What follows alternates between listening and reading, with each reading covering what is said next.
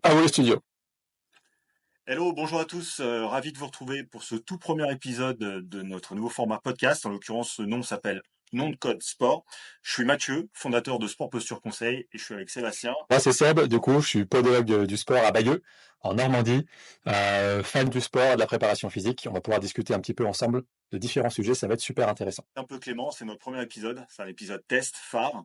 L'objectif pour nous, c'est assez simple en fait, hein, c'est de partir, vous l'aurez compris au vu du nom du titre du podcast, c'est partir de l'élément sport et d'essayer de graviter dans l'environnement sport. C'est-à-dire, il y aura des fois on discutera performance, des fois on discutera prévention, des fois on discutera autre chose, entrepreneuriat, pourquoi pas, autour du sport. Bref, l'objectif c'est d'avoir véritablement une thématique assez large pour aller creuser au maximum tous ces sujets qui sont susceptibles de vous intéresser autant les uns que les autres.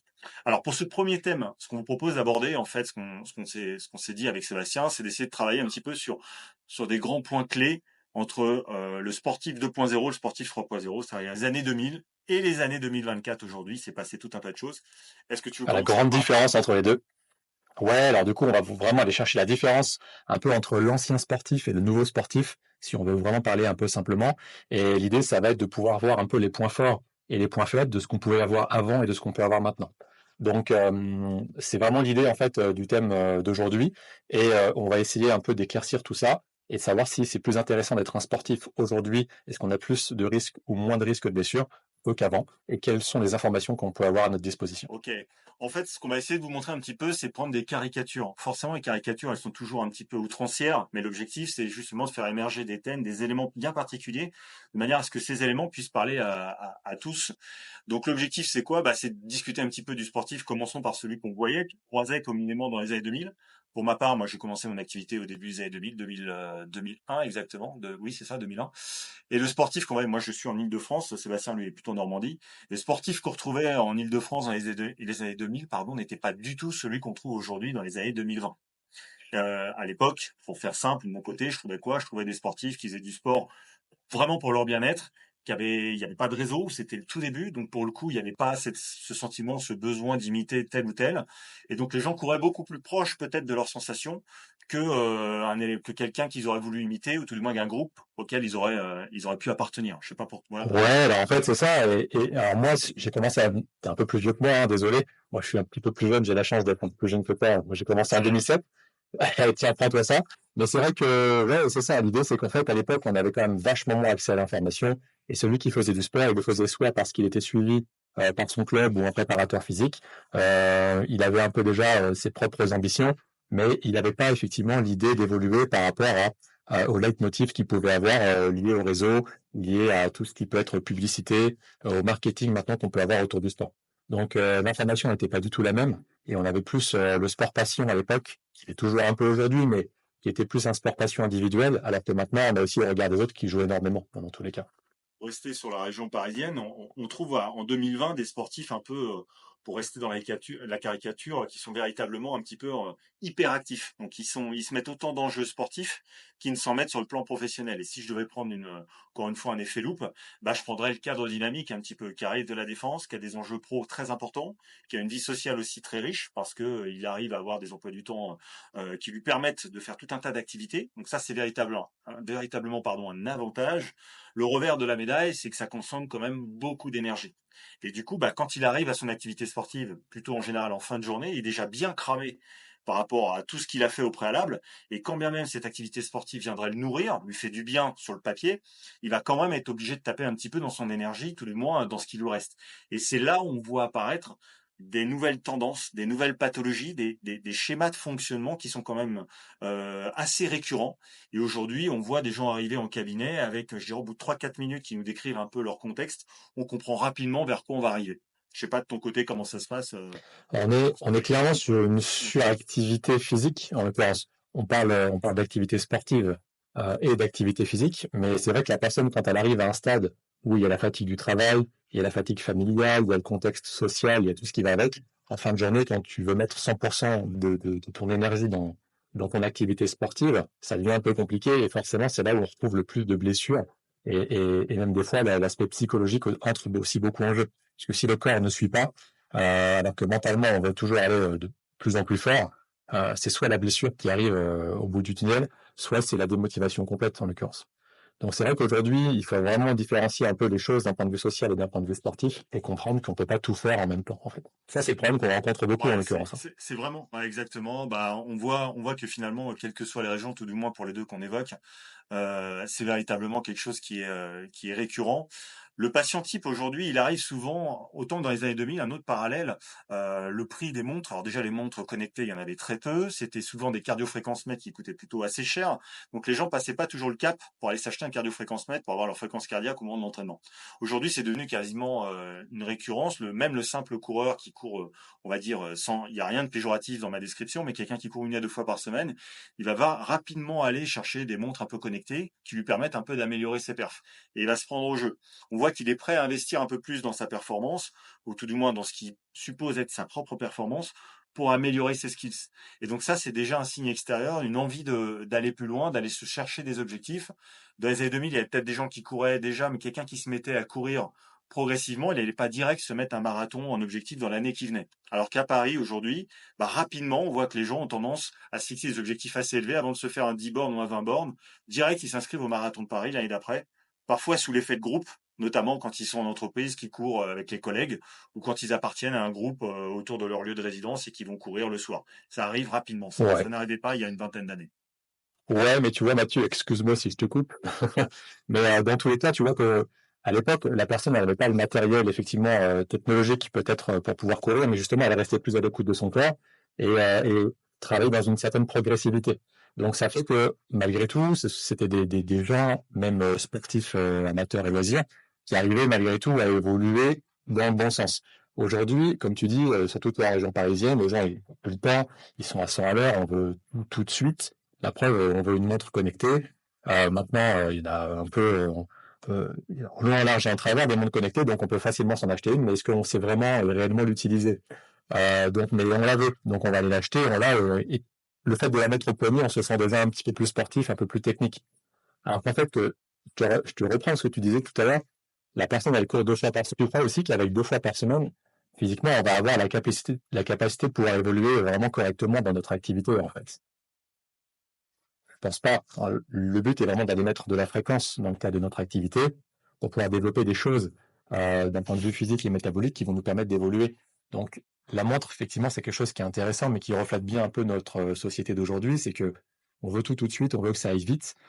C'est pas la montre finalement qui va nous aider à aller accélérer, mais l'idée c'est plutôt d'aller investir dans ses connaissances plutôt que dans sa propre montre, puisque il faut vraiment aller chercher à mettre de l'activité physique, de la fréquence et pas d'intensité. Et on voit qu'aujourd'hui, les gens mettent de plus en plus d'intensité et de moins en moins de fréquence finalement, justement par rapport au fait qu'il n'est plus le temps. Je sais pas ce que tu en penses, mais moi, c'est ce que je vois Ouais, énormément. si, tout à fait. Bah, c'est exactement ça. C'est-à-dire qu'ils se fixent un objectif relativement élevé pour eux. Alors encore une fois, on fait une caricature, mais c'est pour rester vraiment dans les comparaisons. Ils se fixent des objectifs élevés assez rapidement, et pour accéder à ces objectifs, eh ben, ils se mettent l'intensité, ils augmentent l'intensité par rapport à ce qui aurait dû normalement être mis en place, pensant pouvoir arriver plus vite à cet objectif.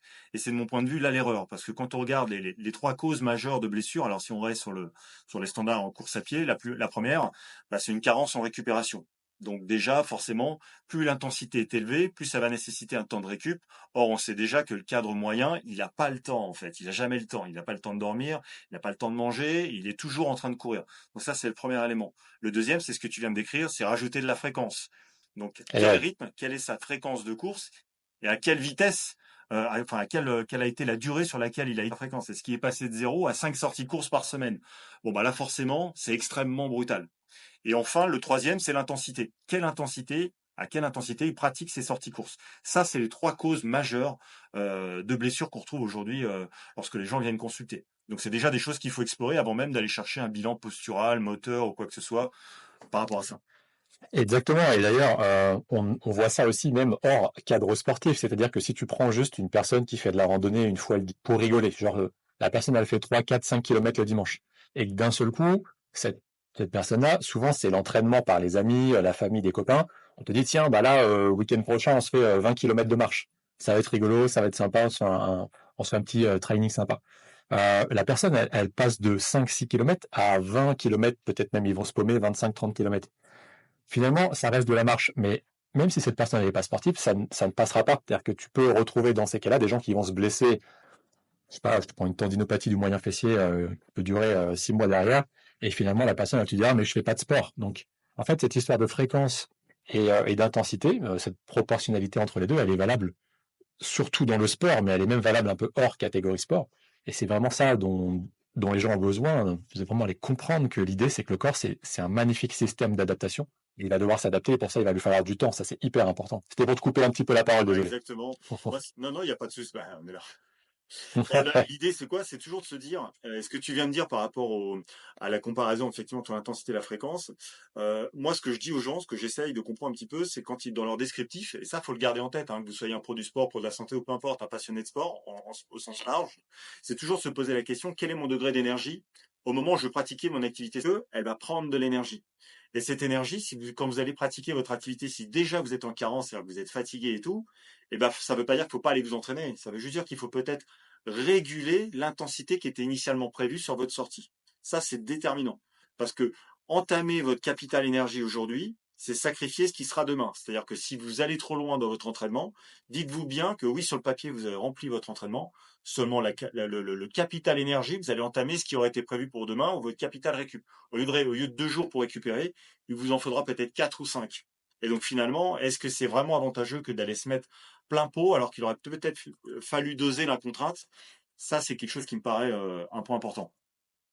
Sachant que combien tu vois de sportifs d'assez haut niveau, même des fois, je dirais un peu en semi, aller chercher la récupération. Des fois, ils vont te dire, je récupère une journée ou deux par semaine, et puis ils vont, pour une raison X ou Y, devoir arrêter une semaine complète. Pour eux, ils vont stresser en se disant, c'est la cata, je vais tout perdre en une semaine, alors que finalement, ils reprennent des perfs monumentales à la reprise. Pourquoi? Parce que pour eux, une semaine, 15 jours des fois de récupération, c'était extrêmement important, et ils s'en étaient vraiment pas rendu compte finalement.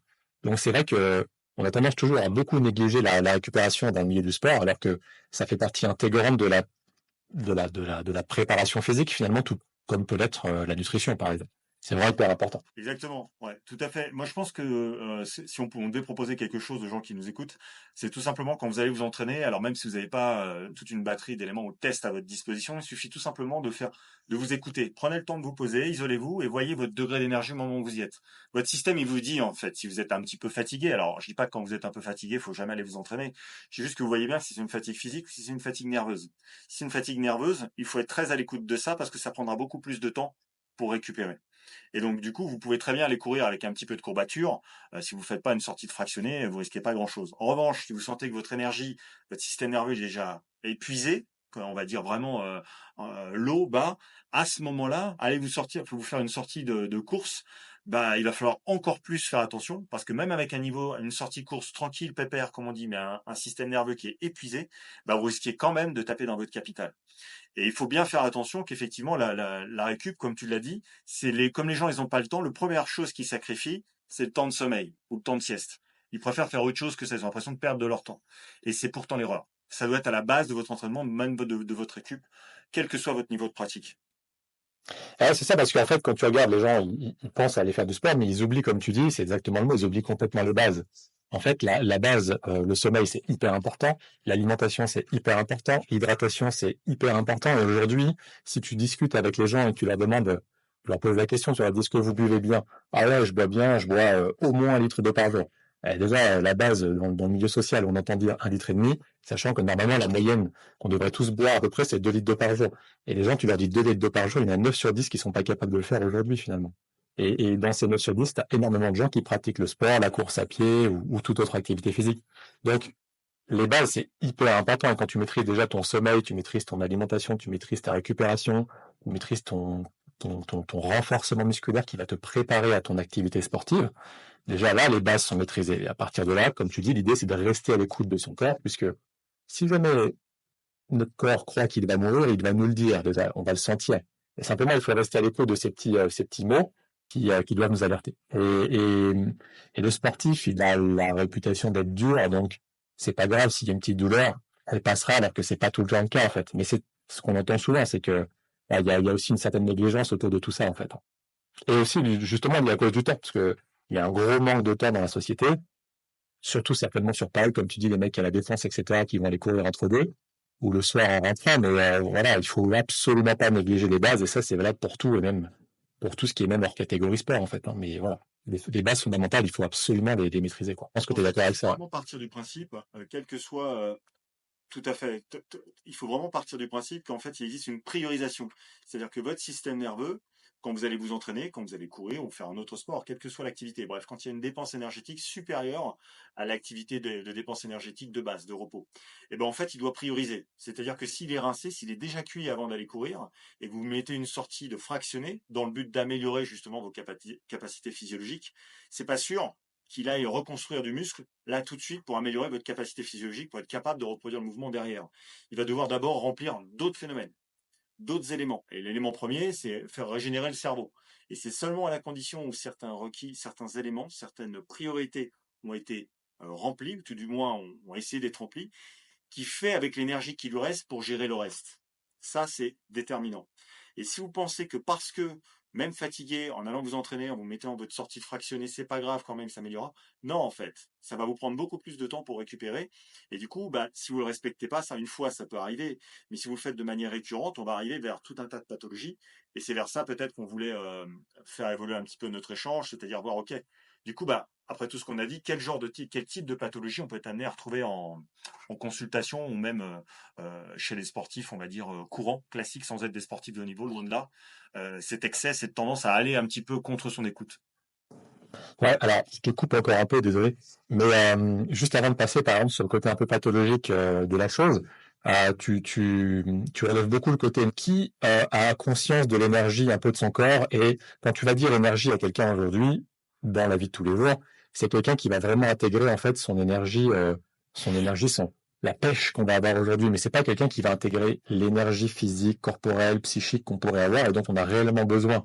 Donc quand tu vas commencer à parler d'énergie finalement. Aujourd'hui, tu passes presque pour un marabout, je dirais finalement, hein. Donc, et c'est ça qui est vraiment important, c'est aussi d'avoir cette conscience énergétique et de pouvoir la maîtriser. Je pense pas qu'aujourd'hui beaucoup de gens aient conscience de ce côté de ce côté énergétique. Et il y a peut-être un enjeu extrêmement important ici, puisque si les gens n'en ont pas conscience, comment est-ce que tu veux déjà pouvoir aller chercher les bases fondamentales de la récupération? Déjà, c'est hyper compliqué. La seule conscience que la plupart des gens ont de l'énergie, c'est le sommeil. Il faut que je récupère finalement, faut que j'aille faire une sieste, faut que je dorme.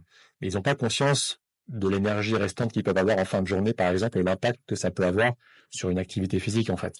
Et ça, déjà, c'est un réel problème, ce côté un peu marabout de l'énergie quand tu commences à en discuter, en fait. Et effectivement, ça amène à d'énormes pathologies par la suite, Et qui sont pas forcément grosses, mais qui sont hyper ce que tu dis invalidantes là, pour l'activité. ce que tu dis sur le sommeil, c'est intéressant et c'est quelque chose qu'on peut suggérer aux gens. Une des premières questions que nous, on aime bien poser quand on reçoit les sportifs, moi j'aime bien leur dire, OK, concrètement, quelle est votre qualité de sommeil? Vous dormez bien ou pas? Ça veut dire quoi dormir bien? Ça veut pas dire la quantité, c'est quel est votre état de fatigue le matin quand vous vous levez? Est-ce que vous vous sentez rincé ou pas? Et soyez honnête avec vous, c'est dans votre intérêt, c'est pas dans le nôtre. Nous, on essaie de comprendre. Et en fait, quand déjà, et alors, encore une fois, pour rester dans la caricature du sportif, on va dire parisien, bah allez, on va dire que 7 à 8 fois sur 10, il va vous dire qu'il dort pas assez, ou tout du moins qu'il est fatigué au lever. Les causes peuvent être multiples, insuffisance en termes de durée, insuffisance en termes de qualité, parfois les deux, ou d'autres causes, enfant en bas âge, du stress au quotidien, bref, mais il n'empêche Ouais, le temps de travail d'être aussi, tout ça, fatigué au ouais. lever. Donc ça, déjà, quand vous êtes un spécialiste, bah, ouais, c'est ça. C'est en fait, c'est vraiment être à l'écoute en fait de son corps au lever le matin. Et après, à partir de là, vous allez être capable effectivement de voir un petit peu si vous n'êtes pas trop fatigué au repos au lever le matin, bah, vous pouvez commencer à attaquer votre journée. Si vous êtes déjà rincé quand vous vous levez, bah, la séance de fractionné ou le crossfit intense ou entraînement, peu importe, quelle que soit l'activité que vous faites en fin de journée, il va peut-être falloir la doser ou se dire bah, vous allez la remettre une autre fois. Ouais, mais c'est là, tu vois, où on revient sur les bases fondamentales de l'activité sportive, parce qu'on parle du sommeil, on parle le matin, tu te lèves, tu es fatigué, etc., mais tu dois prendre ton petit déjeuner le matin. Il y a plusieurs sons de cloche pour ça. T'en as qui peuvent faire le jeûne intermittent, etc. Mais en revenant un peu sur la nutrition, ça va aussi conditionner énormément ton énergie. Donc, si tu maîtrises pas les bases même de ton activité, donc, d'un point de vue fondamental, ton sommeil, ta nutrition, ta récupération, ton hydratation, etc., c'est toutes ces phases-là qui vont impacter ton énergie au final. Et c'est vrai que je t'en prends quand tu dis les gens, quand tu leur poses la question du sommeil, est-ce que vous dormez bien? Il y en a plein qui te disent le matin, je me lève, je suis fatigué. Il y en a beaucoup aussi qui, justement, par la journée, l'énervement de la journée aussi, hein, quand tu rentres le soir, des fois, tu en as beaucoup à Paris certainement qui rentrent très tard le soir, les trajets, les bouchons, etc. le temps de rentrer, de se poser, coucher avant 23h minuit, quoi. Sauf que s'il faut que tu reprennes ton métro à 7h le matin, forcément, je veux bien imaginer que la nuit, elle est plutôt courte. Et si derrière, tu engages une activité physique hyper importante ou sportive fin de journée, ou une, deux, trois, quatre fois par semaine pour certains, des fois plus, eh ben ouais, physiquement et d'un point de vue énergétique, c'est la cata, quoi. Et donc, si la personne n'a pas conscience de ça, déjà, forcément que ça amène à des pathologies, des blessures derrière. Mais je pense que là, c'est quelque chose qui n'est pas forcément suffisamment connu. Et c'est pour ça que c'est important d'en parler, hein. C'est vraiment l'énergie, au-delà de passer pour quelqu'un qui parle du maraboutage, c'est vraiment quelque chose qui est oublié un peu aujourd'hui chez le sportif, un peu, euh, on va dire, des années 2020. Ou de type de blessure, pardon, que tu retrouves, alors sans entrer dans le détail peut-être trop technique, mais les tendances en fait, qu'est-ce que tu retrouves toi communément dans ton secteur? Surcharge, une Alors, contrainte, on va dire, mentale ou physique au quotidien, ça engendre quoi globalement dans tes consultes? clairement, ça dépend de l'activité sportive. C'est-à-dire que, alors moi, je suis dans une région un peu plus rurale, urbaine, et il y a beaucoup de coureurs, par exemple. Donc, le plus que je vais voir ici, c'est les coureurs. Et il y a beaucoup de gens qui courent pour les raisons qui sont forcément ultra bonnes d'aller courir, hein, le côté psychique, on pense à autre chose, on se donne des objectifs de course, etc., etc. Mais toujours sur cette, on va dire, mauvaise connaissance de base fondamentale, les pathologies qu'on peut retrouver les plus fréquentes, c'est tout ce qui va être douleur articulaire au niveau des genoux, c'est tout ce qui est douleur des chaînes postérieures, c'est tout ce qui va être, alors moi en tant que podologue, hein, tout ce qui va être douleur d'avant-pied, tout ce qui va être vraiment syndrome douloureux un peu sur tout ce qui va être avant du pied, souvent lié aux fréquences et aux charges, tout ce qui est vitesse d'impact, etc. Plus rarement des lombalgies, mais voilà, classiquement au niveau du coureur, ça va être les genoux. Sur tout ce qui va être activité plus intense, comme on parlait du CrossFit tout à l'heure par exemple, c'est plus des blessures de raideur de chaîne postérieure par manque de mobilité. Toujours en revenant sur les bases, on parle beaucoup de tout ce qui est mouvement, travailler tout ce qui va être assouplissement, mobilité, etc. Donc sans aller chercher les étirements, c'est important de travailler la mobilité articulaire. Et aujourd'hui, pareil, peu de gens vont aller travailler cette mobilité. Ils vont avoir leur échauffement, ils vont s'entraîner, ils vont faire, voilà, ils vont faire leur heure de sport. Et derrière, on oublie des fois un peu l'échauffement. Il y en a qui le font, ça se fait de plus en plus. Mais en termes de mobilité pure, surtout en différenciant la mobilité des étirements, c'est quand même un peu dur de mettre ça en œuvre à la maison. On le voit, les gens ont du mal à le faire. Donc les pathologies, beaucoup de pathologies de raideur de chaîne postérieure, on voit ça tous les jours, quoi. Je sais pas ce que tu vois toi de ton côté, mais c'est assez récurrent chez moi. Si, si, c'est ça, en fait. Bah, en fait, dans tout ce que, pour qu'on reste, quand on reste dans l'analogie et la comparaison, en fait, avec le système nerveux, comme toute surcharge, comme toute contrainte, qu'elle soit physique ou mentale, votre système, quand il se sent agressé, donc quand il n'a pas le temps, quand il doit accélérer, c'est ce qu'on appelle un système orthosympathique, ça dynamise, en fait, le flux, bah, il est en mode action. Le mode action, ça met sous tension les tissus, et notamment la chaîne postérieure que tu décris très bien, qui est prête à l'action, prête à agir. Alors quand c'est ponctuel, ça fait sens, ça peut vous sauver la vie. S'il y a une agression ou autre, top, forcément, vous avez une augmentation du tonus, vous êtes prêt à agir. Mais quand ça dure, ça revient à accélérer en gardant le frein à main, en fait. C'est-à-dire qu'à un moment, votre système va s'épuiser pour rien. Et du coup, bah, on retrouve toutes les pathologies que tu as très bien décrites. Et donc, bah, 7 à 8 fois sur 10, je dirais que si je devais faire une statistique, alors elle est peut-être, elle vaut ce qu'elle vaut, mais bah, c'est des gens qui vont venir blesser, qui vont venir se plaindre de pathologies inhérentes à un excès de rigidité. Ils ont eu tendance à être trop tendus, trop prêts à l'action. C'est rare d'avoir des gens qui, à la base, se blessent par excès de mou, sauf s'ils sont hyperlaxes, mais ça, c'est un autre thème qu'on pourra aborder éventuellement une autre fois. Ouais, sauf que, L'idée, et je te c'est de se coupe dire, encore, ok, bah, 7 à 8 fois sur 10, des gens qui provoquent un excès de rigidité. dis sur la laxité, en fait, t'as quand même, enfin moi je vois perso beaucoup de gens lax ou hyperlax, et ce sont des gens finalement qui vont aussi prendre donc, souvent la course à pied, et dans des phases euh, complètes d'inexpérience, et ils sont dans des phases complètement débutantes. Et en fait, ces gens-là, ils vont nous faire 30, 40, des fois ils vont nous faire 1 heure de course d'un coup sur des phases de personnes un peu molles, un peu hypotoniques, et ça donne aussi des douleurs qui sont, ou des pathologies qui sont assez extrêmement importantes, pas graves, mais qui vont les pénaliser complètement dans leur activité sportive et ça les met à l'arrêt net. Et ça, on en voit aussi quand même pas mal. Donc on a vraiment, je dirais, un peu les deux excès. On a plus d'excès de rigidité, je te rejoins, mais on voit aussi quand même pas mal d'excès d'hypotonicité et totale inexpérience en l'occurrence. Mais ouais, ouais, complètement. Là, c'est peut-être, je te coupe, mais du coup, là, l'excès d'hypotonicité ou la laxité, là, c'est plutôt quelque chose d'intrinsèque, de marqué, lié à l'individu, et pas C'est forcément lié lié à à l'individu, c'est complètement. ça que Ah je veux ouais, dire par complètement. rapport à l'excès de rigidité. Ouais, Voilà. t'étais encore sur le L'excès côté de un peu rigidité, c'est énergétique. Ouais. ponctuel, c'est une réaction à un stress ponctuel. Voilà, exactement. Alors que là, l'excès de laxité, c'est intrinsèque, c'est des gens, alors syndrome de Marfan, mais pas que. Effectivement, et du coup, il y aura évidemment, on dit pas qu'il n'y a pas de blessure chez les gens qui sont hyperlaxes, hein, je dis juste que par rapport au contexte et ce stress et ce speed, ce Yes, sportif ouais. 3.0, La différence, c'est qu'on voit aujourd'hui beaucoup de gens qui sont toujours dans l'action et que ceux-là, ils vont développer tout un tas de pathos qu'on ne voyait pas avant parce qu'ils étaient moins dans, je dis pas qu'ils n'étaient pas actifs, mais il y avait moins de choses à faire parce que moins de réseaux, moins d'avantages et du coup, c'était quand même beaucoup plus simple peut-être de gérer, donc il y avait peut-être moins de pathos. Mais je te rejoins là-dessus, je suis entièrement d'accord.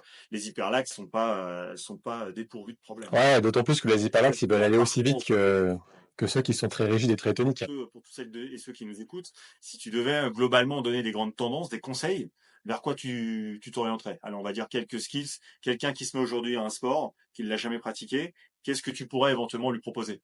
En y restant Là, simple, en ayant par le principe qu'il n'a pas forcément beaucoup de moyens. en fait, que moi je proposerais, déjà, c'est de développer ses connaissances d'un point de vue base fondamental. C'est-à-dire que, quel que soit son sport, crossfit, course, foot, hand, basket, volley, tennis, en fait, c'est vraiment aller chercher à savoir écouter son corps, travailler dans la progressivité, c'est vraiment mettre de la fréquence dans son travail, dire à son corps qu'il va faire tel ou tel sport.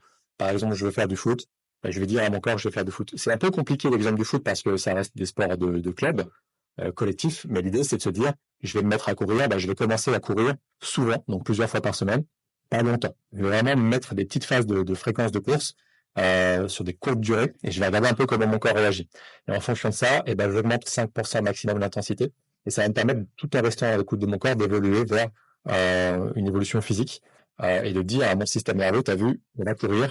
Et lui me dit, ok, j'ai vu, mais laisse-moi du temps, je m'adapte en fait. Donc ça, c'est la première chose que je conseillerais aux gens, c'est vraiment de travailler dans la progressivité et pas dans l'intensité, surtout. L'évolution qui soit vraiment progressive.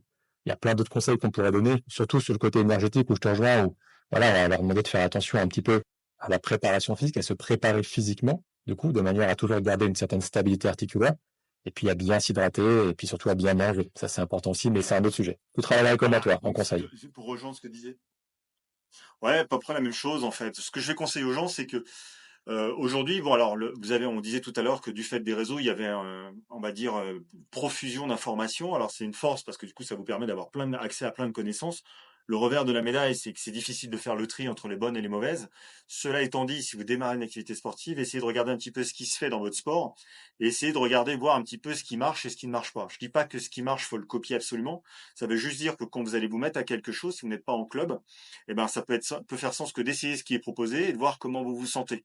Et en fonction de ce que vous dit votre système, si vous sentez bien ou pas à produire ce type de mouvement ou cette façon de faire, si c'est plutôt bon pour vous, vous allez vite le sentir en fait. Hein, c'est assez basique. C'est Mhm. comme quand vous Ouais, faites c'est quelque ça. chose pour la première fois, vous aimez pas. C'est rarement intermédiaire.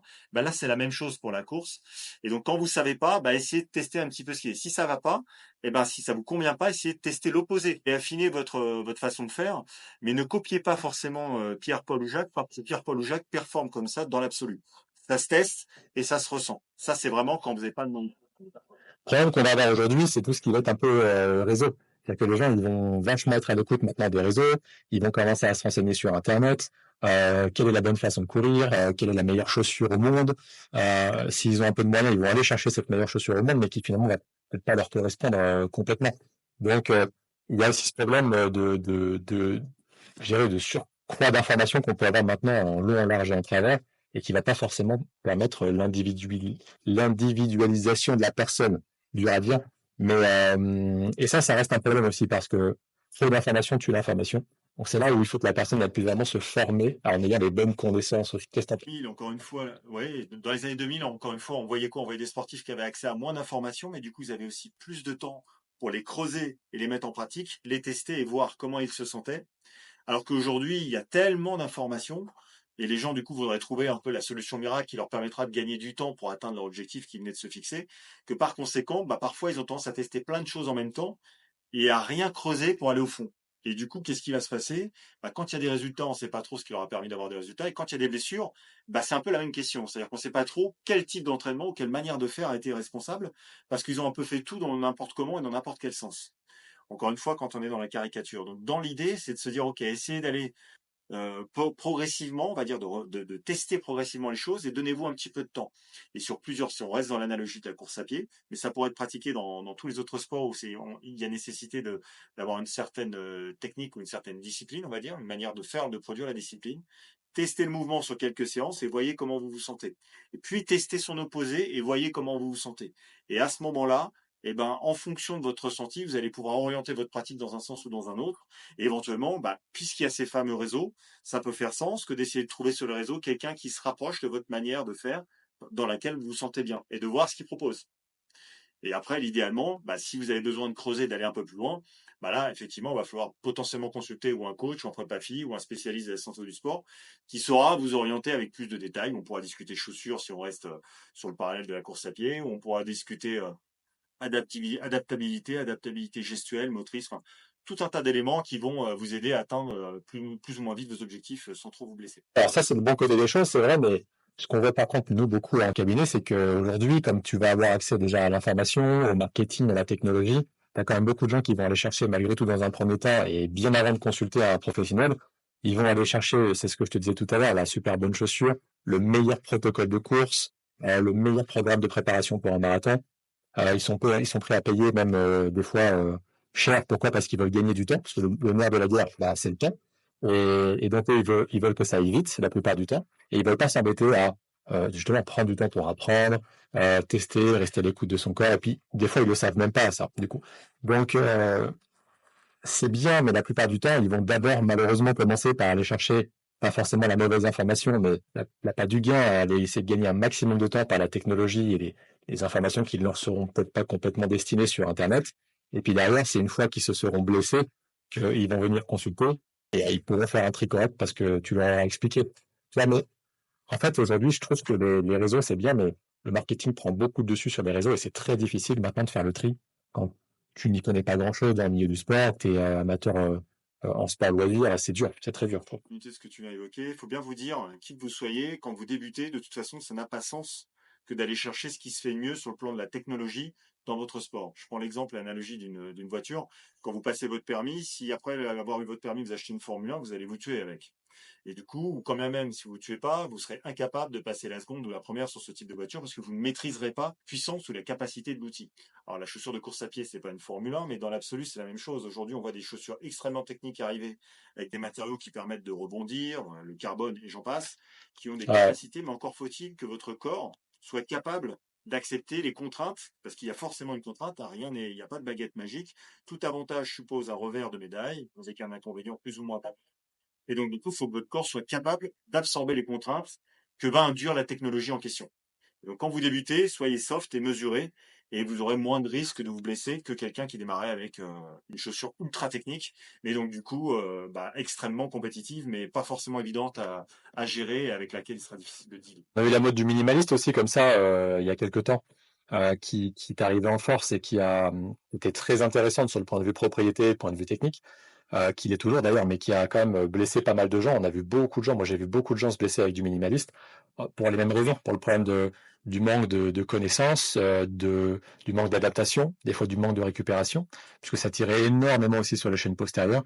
Et ça, voilà, maintenant on le sait, et ça, les gens sont au courant de tout ça, parce qu'on en a beaucoup parlé, beaucoup se sont blessés, mais c'est à peu près le même principe, hein, tout ce qui était chaussures minimalistes.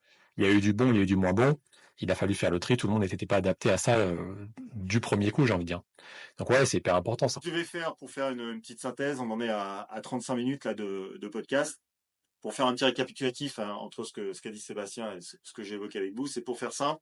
Quand vous mettez une activité sportive, c'est bien, vous avez accès à des réseaux, mais restez sobre. Peut-être regarder un petit peu ce qui se fait, balayer les extrêmes, voyez aller dans un sens puis aller dans un autre, et voyez comment vous sentez à la pratique de votre activité.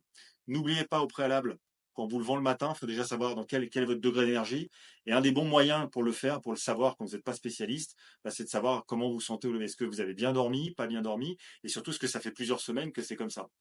Et ça, déjà, ça doit faire en sorte que vous soyez capable de nuancer vos sorties ou vos séances de sport. Et après, pour aller vers la technique, vous irez progressivement dans la technique au fur et à mesure de votre évolution.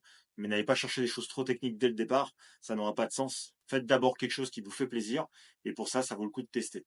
Et petite chose, pardon, que je devrais rajouter, il faut aussi accepter quand le sportif se prend au jeu de l'entraînement, il faut aussi garder en tête que plus vous vous entraînez, plus le risque de blessure augmente. Il n'y a pas de sportif qui s'entraîne 5-6 fois par semaine et qui se blesse pas. Donc ça va aussi avec, il faut aussi savoir que la blessure fait partie de l'entraînement. Ça ne veut pas dire que c'est pas grave, Ça veut juste dire qu'il faut l'accepter. Sinon, le sport, c'est bon pour la santé, mais il faut que ce soit fait dans un bon cadre, dans un bon contexte, et à dose, on va dire, progressive et contenue.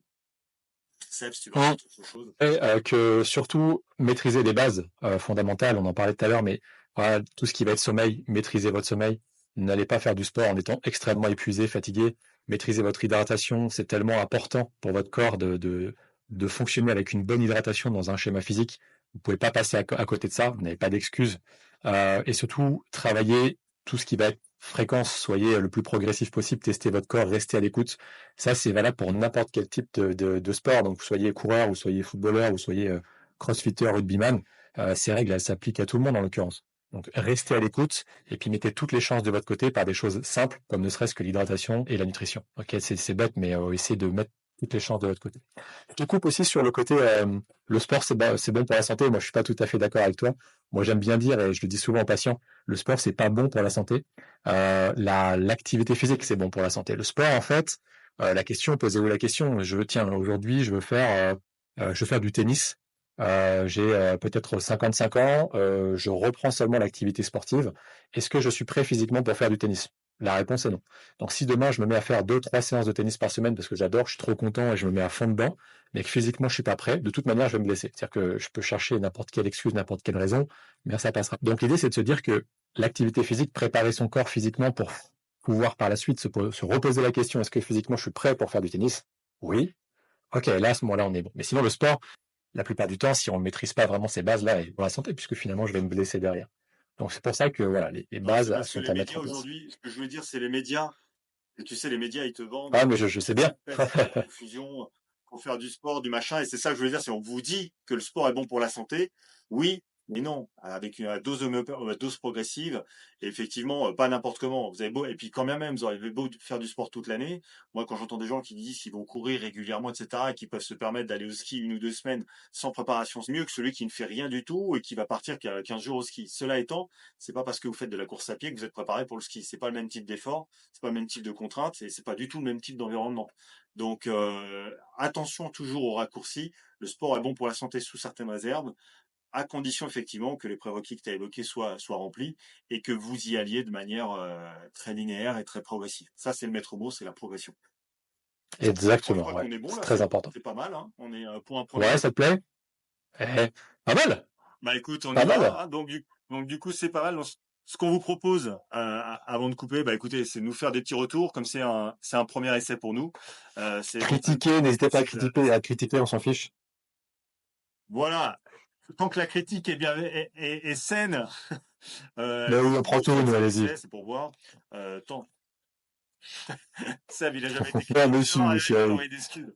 Donc du coup, Ah, je suis prêt à tout, moi. dans l'idée, voilà, c'est nous faire des petites critiques constructives, de manière à ce qu'on puisse avancer et qu'on voit un petit peu ce qu'il en est du thème. En tout cas, merci à toutes et tous de nous avoir écoutés. Merci beaucoup à C'était tout le sympa monde. de faire ce petit Merci à toi, exercice de Mathieu. l'autre côté du micro. Et on vous dit peut-être merci à toi Seb. Et on nous dit à tous très bientôt. C'était Seb et Mathieu pour le podcast Nom de code sport. Retenez bien ce nom. Merci à tous et à toutes. À la prochaine. Ciao, tout le monde.